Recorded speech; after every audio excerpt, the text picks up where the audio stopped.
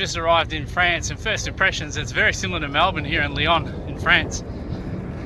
Got a tram over there, buildings, there's new buildings, old buildings. It's that Flinders Street station, and down there somewhere over the MCG.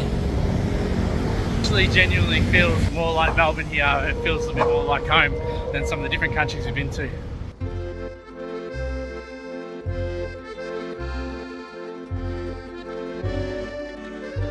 This is just a few doors down from our apartment. There's a bridge, a huge river. I think it breaks off from the main town river. And then over here, gorgeous views, houses up on the hills. It's a Saturday morning, our first morning in France, so I decided that we should come down and get some fresh croissants. Harry's come to help me. There's a bakery just opposite us, but this morning, because it's Saturday, there's also a market on right along the river. So we'll have a quick look and see if there's some fresh croissants at the market. Otherwise, we'll head back to the bakery to buy them.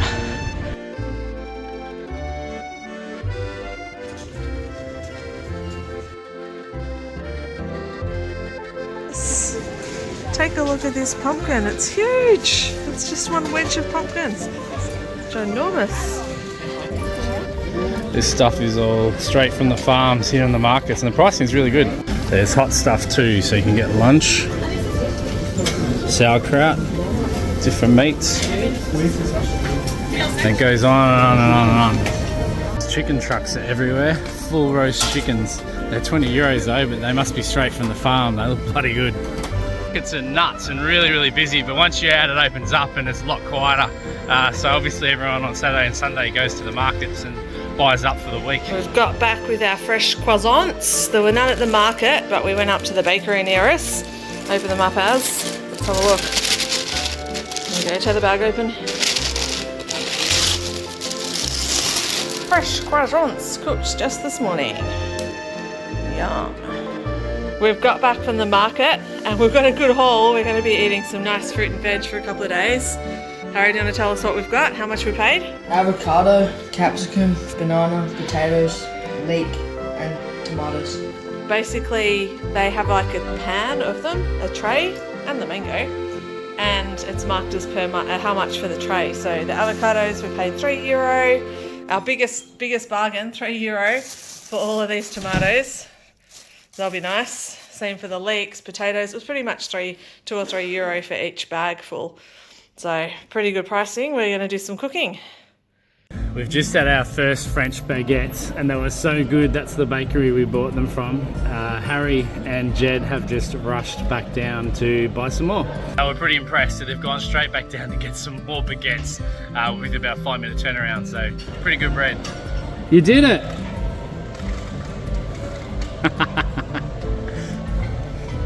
Baguettes. Beautiful. They're more rustic than we're probably used to, but they're unbelievably fresh and crunchy. We're going for a bit of a walk along the river. There's 2 rivers and they join up down the end here on a peninsula. There's kids' playgrounds, people going about. It honestly feels like Melbourne. Heap of cafes all around. These ones are a bit more quiet. Churches, big buildings, people on bikes. It's a very cool vibe. Come out to a square here.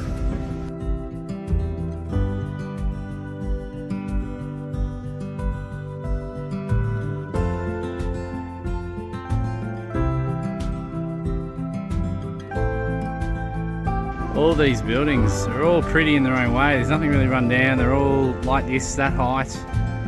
All little balconies, windows opening up onto squares and water. It's very nice. Lots of gold influence in the streets. You can see it's just a really pretty place. There's a theatre here, almost with a Roman influence. It's a very pretty town to walk through.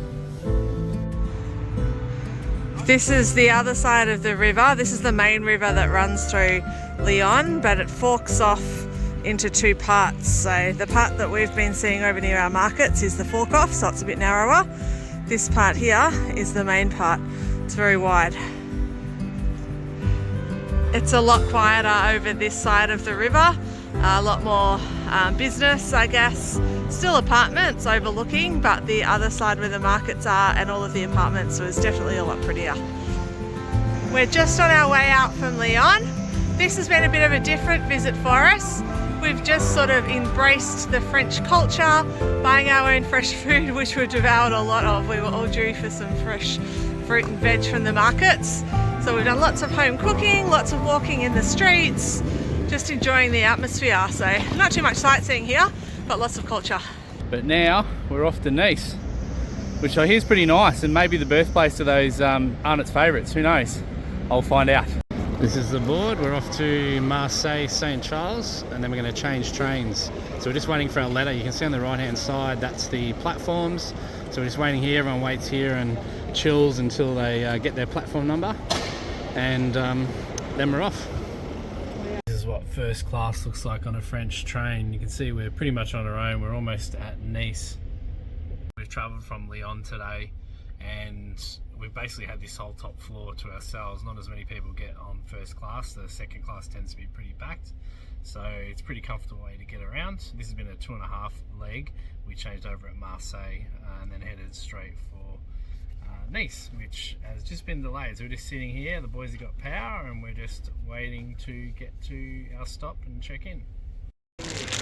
It's our first morning in Nice, and we've walked down to a bakery. There was 2 local ones.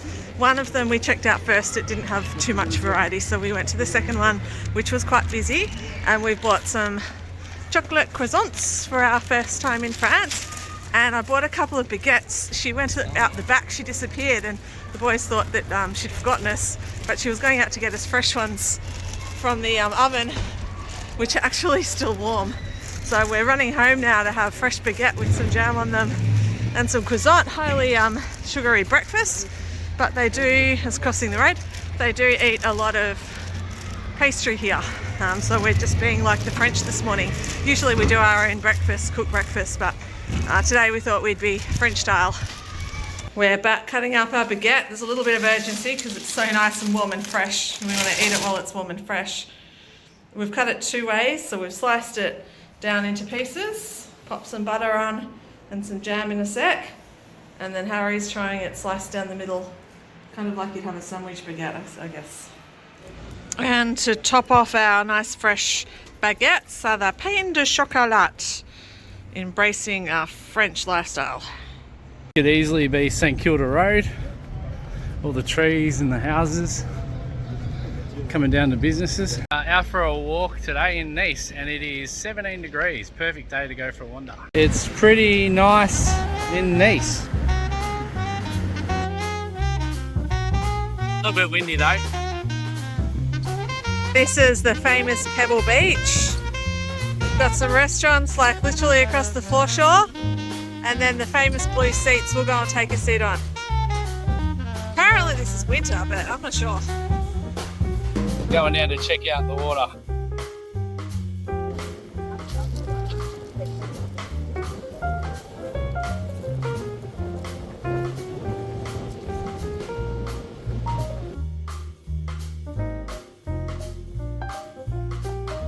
Alright, turn around. That's not wet. Steph's just taken a dive after declaring how peaceful and beautiful it is. And I didn't get it on film, which is on me. The water, then a big wave came in. I took a step back and slipped over. She's taken a old mate pebble dive. Harry's got back in time, but she's gone the arse. There's actually statues marking the area for the chairs. Being winter, it's a little bit quieter. Obviously a windy day today. These famous blue chairs. So Steph's sitting down, and the airport's not far away, so you can see there's a plane just heading off. So pretty. This has just got the most amazing feel to it, this place, Nice. Nice as? Yeah. Harry was just saying it's one of his favourite places we visited. It's just stunning.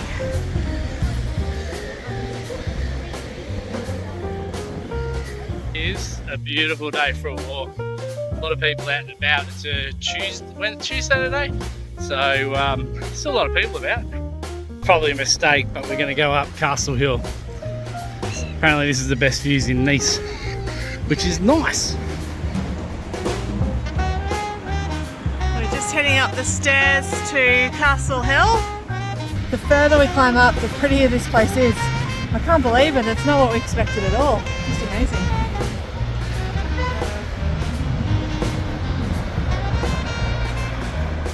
This castle is an 1844 build. Here's the top.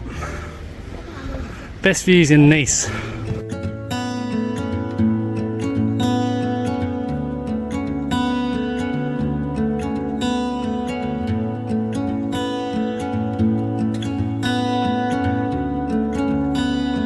We're going to go down and check out Old Town. So this is Nice Old Town. We're going to walk down from the hill, check out through there some of the old buildings and streets. Market's closed at 1:30, so we're just shopping for some fruit, keep us going. Nearly closing time for the markets. These are just below Castle Hill.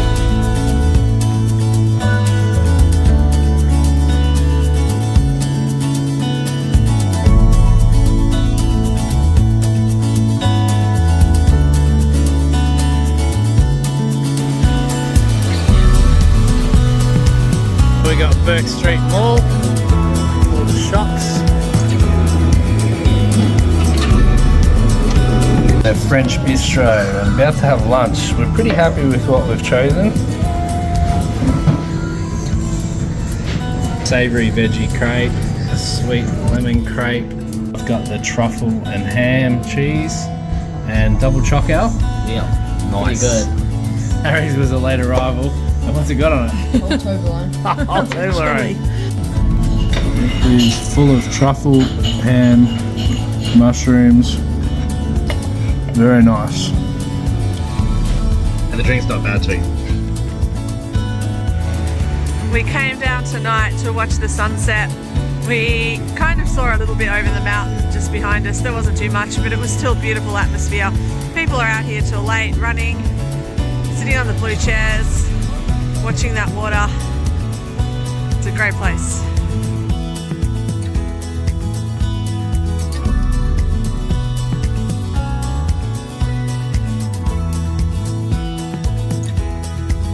And Monaco, I'm gonna put it all on black. Here we go. Monaco, new country.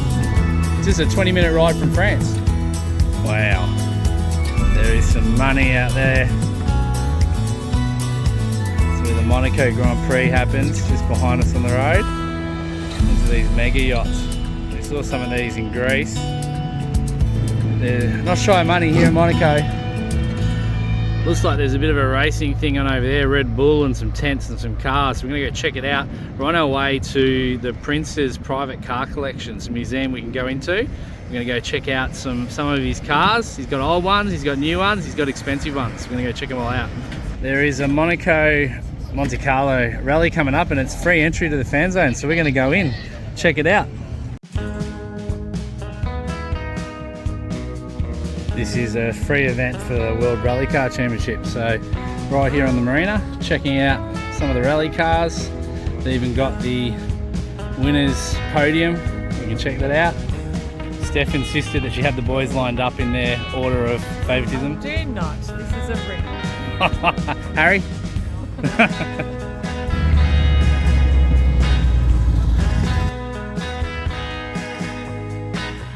We're lining up in the gaming zone. Steph and Al are going to have a crack. Apparently Al plays this at home on his controller, so let's see how we go.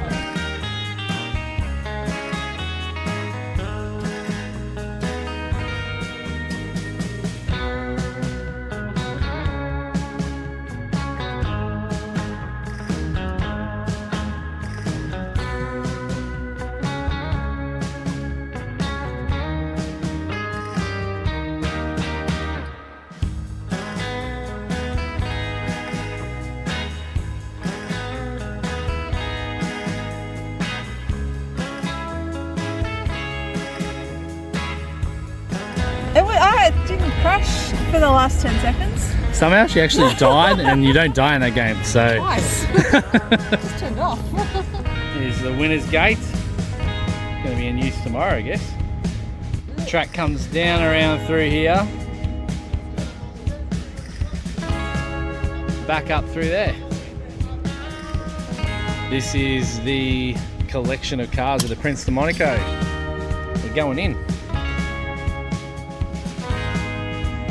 I like this little blue one. He's so cute. What in the hell is this? Apparently it goes at top speed of 115 k's per hour. Well, that's Brum from the TV show. Collection started with Prince Rainer III, and the current prince continued and moved it here just underneath the racetrack, basically, to put it in a better spot for people to come and view. These are very cool cars. The wooden ones, they look cool as. A 1911 French Renault. This is like the start of cars. This is really cool. Packard Super 8 Cabriolet. It's from 1935. Rolls Royce Phantom 1 Coupe from 1927. It's awesome. I don't think the video is doing it justice. 1954 Maserati. Here's all the rally cars through here. He's got a good collection of rally cars. He's got his Formula 1 collection. That's insane. Formula 1 collection. It's huge. There's like stacks of them. I've seen a Formula 1 car before, but I've never seen this many Formula 1 cars floating around. Like, have a look at them. They're Lewis Hamilton's cars, Max Verstappen's, Red Bull. There is amazing cars here, and there's a lot of money here, make no mistake. He's got trophies, he's got helmets, he's got all kinds of stuff in this museum. It's well worth a visit. This is the realities of family travel. We've got my poulet cheddar ×3 sandwiches, and we're literally sitting by the road on concrete blocks eating our lunch. That's how you pay for the museums. This is the famous Monte Carlo casino. So you can come in here when it's not gambling before 2 o'clock with children, but it's currently under construction, which you can see there. They're doing some renovations on the main front doors. We're not going in today, just come up to check it out and have a look at the view. Monaco definitely has a Beverly Hills, Vegas, LA style feel about it. It's a hilly place. Working our way back to the station. Yeah, not a bad apartment in Nice. This is us above the train station, over a park. Perfect spot to people watch. See what's going on in France today. We've come back to the waterfront and we're just checking out one of these restaurants. We've ditched the boys, so we might go down for a drink and something to eat by the water. It's not as sunny as the original days we've had, but it's certainly not as windy either, so it's a good day to go sit by the water. There's little cafes that set up on the beach down on the pebbles, so we've treated ourselves down to one today. Just come down for some little snacks. We've got some dips and bread and croquettes and a drink. They do it well. This has been our bakery while we've been in Nice. Welcome to my bakery. So we're going to get some croissants.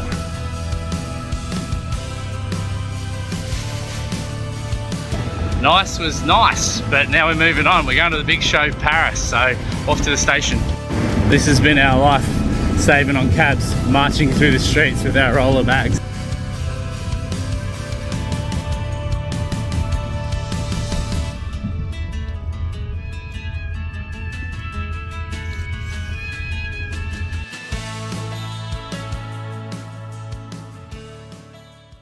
Welcome to Paris! Well, we trust that we're in Paris.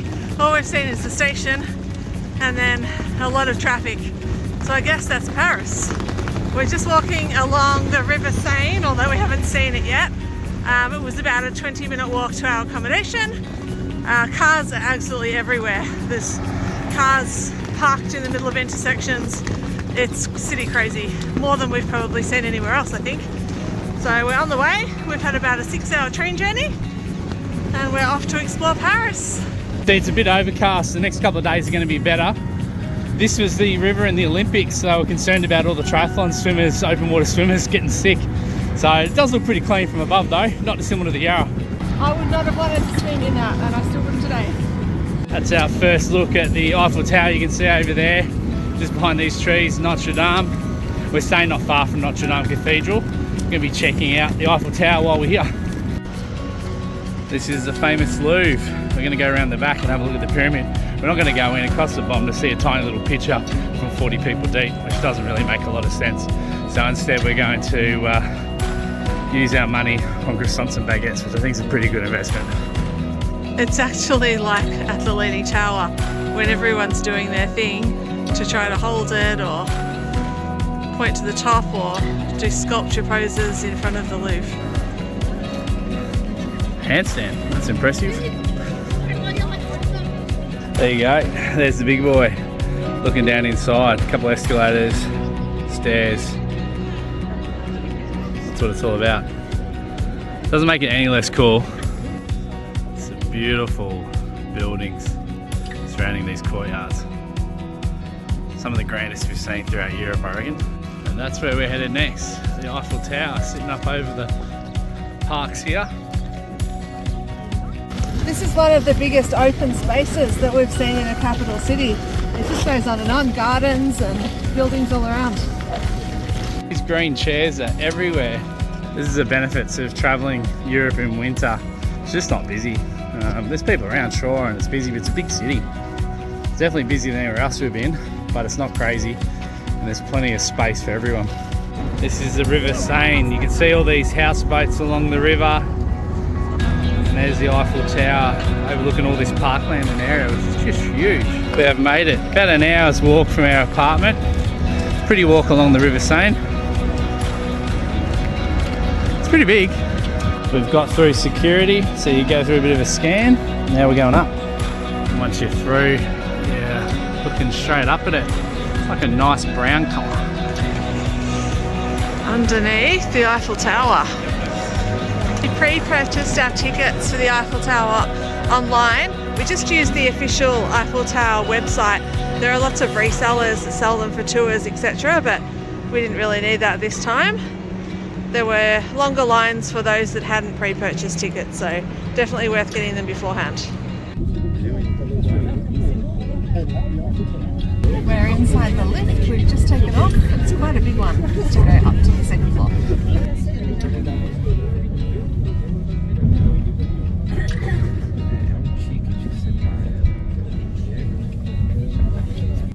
This is pretty cool. Wow. Wow.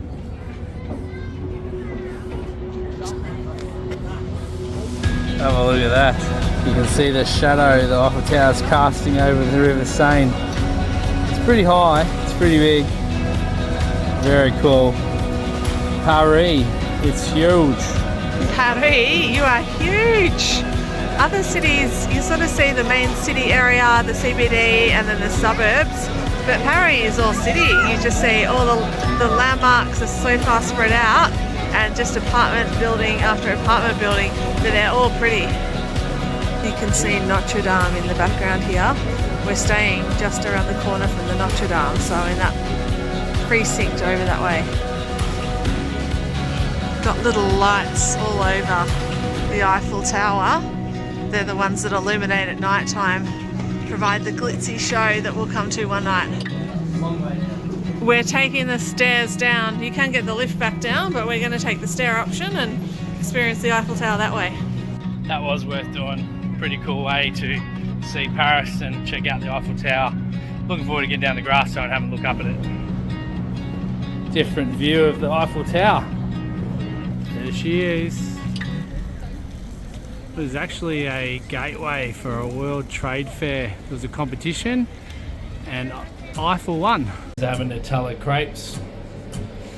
We got caught into a little street vendor and they had seats out the back. So I've got a savoury crepe with champignon, ham, cheese, and something else, maybe tomato. Steph has a vegetarian one. Yeah, I do. It's loaded full of veggies. And the pizza, which I might have to get that next. That is a good looking pizza. We're heading out at night time to go and visit all of the main spots again. So we've got the Louvre over here, all lit up. Then we're on our way down to the Arc de Triomphe and the Eiffel Tower. We've got some dinner to have on the way. Let's go see Paris by night. We've come back to our park. You can just see The Eiffel Tower lit up over there. It's a little bit cloudy tonight. And we've got our pizzas. We carry them from back at our apartment, but it means that we get to come out here in the park using these green seats, have dinner. Just walking through the gardens here, and this leads straight onto the Champs-Élysées, straight from the Louvre. So it's almost one exact line, and the Eiffel Tower's off to the left. So wandering through the park, it's just after probably 6:30, just after that. Got their own little Parthenon over there, which is really cute, but I've really had enough of seeing those. The arc was made by Napoleon, started in 1806 to celebrate France's many military victories. Kind of a big deal, hence why it's got such a big place in the city's heart. 12 avenues that all connect on this one big roundabout, and it works. It's a little bit crazy. It was a bit of a hike to get here, a little bit uphill, but it's a bit quicker now to get to the Eiffel Tower to check that out at night, and the light show come up about half an hour. Every hour on the hour, this little bad boy is going to light up, so we're just going to sit around and wait for it. There it is at night time. There's a little bit up in the clouds, and we're just across the bridge, so we'll finish walking over and get up close, ready for the light show. We're sitting here waiting for the light show. Sitting by the River Seine, waiting for the Eiffel Tower to show us what it's got. It's pretty cool. It is.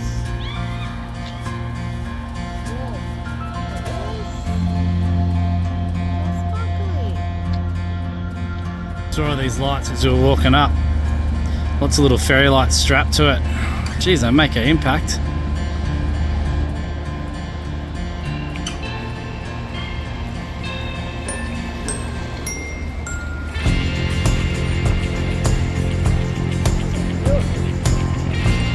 We're catching the train in France off to see Disneyland. They make it pretty easy. They got the Mickey Mouse ears there on all the boards, has Mickey Mouse to send you to where you got to go.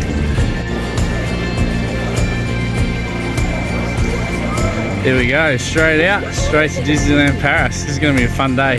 It's overcast, but it's going to be alright. Getting through security, and we've got a bit of a plan today. We're going to go to the rope drop. It opens at 9:30. There are hotel guests that are already in there, so some of the rides are spiking. We're heading straight for Big Thunder Mountain, and then we're going to go to a few in a row to try to get the big ones out of the way very early. That's a good strategy, and then we can just enjoy Disneyland after we've done the rides, and then pick off whatever's slowest on the app's wait times. Straight for Hyperspace Mountain. Here we go. First ride for the day. This is the fastest ride in this park. And okay, so cool. So this is the fastest one in all Disneyland, or just? Yeah. In Cool. all of this Disneyland park. Awesome. Got it, boys. You ready?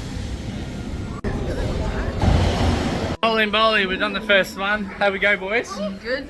It was a little bit. Got your beanie? Yeah, still got my beanie. I was a bit worried the thing wouldn't go in my shoulders. They had to adjust my straps, but we're good. It was a very fast, quick ride, in and out and done. And now we're going to go off to Buzz Lightyear, which is closer next. We're looking for on this one. We're shooting the targets, so any of these Zs we're going for. Please face forward and sit back in your... Okay, there's the boys in front of us, and we're going in. So we've got these little guns. I've got Steph next to me, and we're shooting. Joystick spin control is now activated. Actually spin, which is pretty cool. Hello, Jen. You can see the other boys are over there. And this is what we're dealing with. Steph, get them.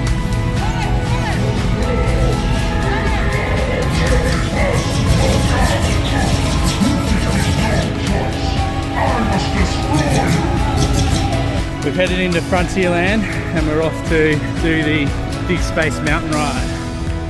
Stuff like that. They've all got a crazy ass name.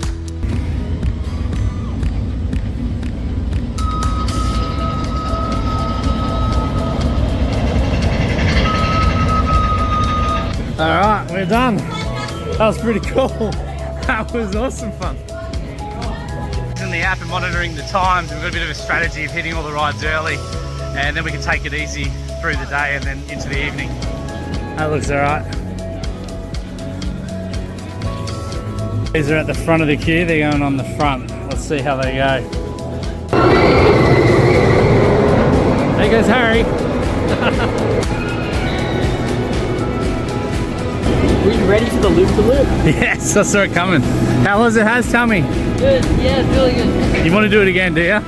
As soon as we got out, he looks absolutely nonchalant now. This is teenagers, but he got out and said, I want to do that again. This is quite possibly one of the most scariest rides of the day for the boys. They weren't too keen to get on it, and I can only presume it's fear. Au revoir.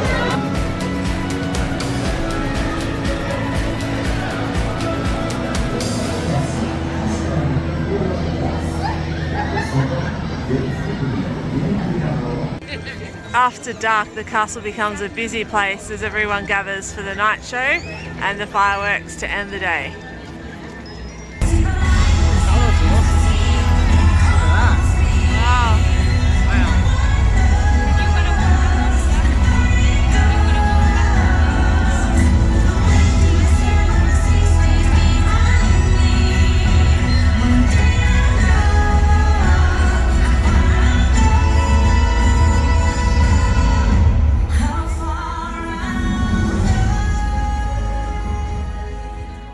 Was very, very impressive, and now we're off to get a train home because we're done in Paris and we're off to Bayeux next, just with 100,000 of our nearest mates. Vicky's here to see us off. That's nice. We're back in a car again. We've hired a car from Bayeux and we're heading out to the Normandy region today and tomorrow to have a look around the beaches and the World War II history. So today we're heading out to Omaha Beach. It's a beautiful little town of Bayeux to drive through and then to exit through. It has a very English style feel about it. A little bit more of a challenge with our car this time in that we've hired a manual. It was all that we could get. Everything's backwards. All on the wrong side compared to what we're used to. June 6, 1944.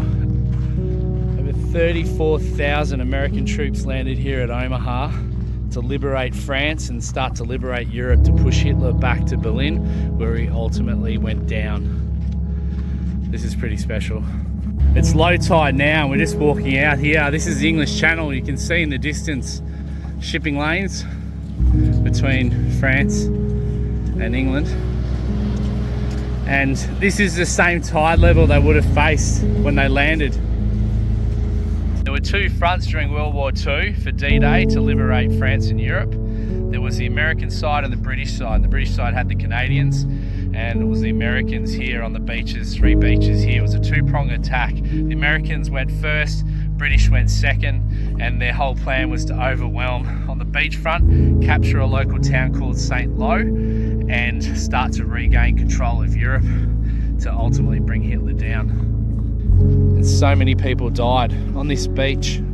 Only 10,500 Americans died at war.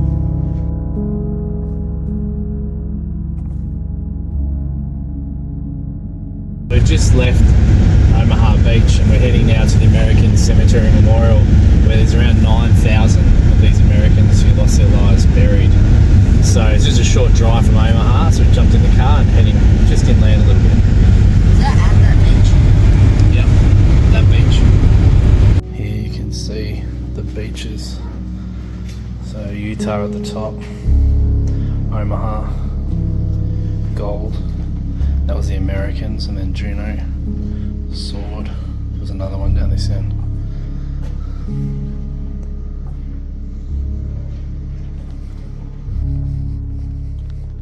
Over 9,000 men lay here in this cemetery. With all the travel we've done, we've learned a lot about Hitler and the evils of the world, and it's really frustrating these days to see people just throwing around the word Nazi to describe their political enemies. I've got to tell you, they're not Nazis. Hitler was truly evil. When you've actually seen what he's done, been to the gas chambers, seen the crematoriums, and then seen the result of having to, I guess, destroy the man and the Nazis and his party. They're not Nazis. It's they were horrible, horrible people and didn't treat other people like people. It was an absolute horror what was done, and we've been able to see that firsthand, and the kids have got a lot out of being here and doing this trip through Europe. It's really emotional seeing those crosses out there. Just thousands and thousands of them. People who are so brave. So much sacrifice.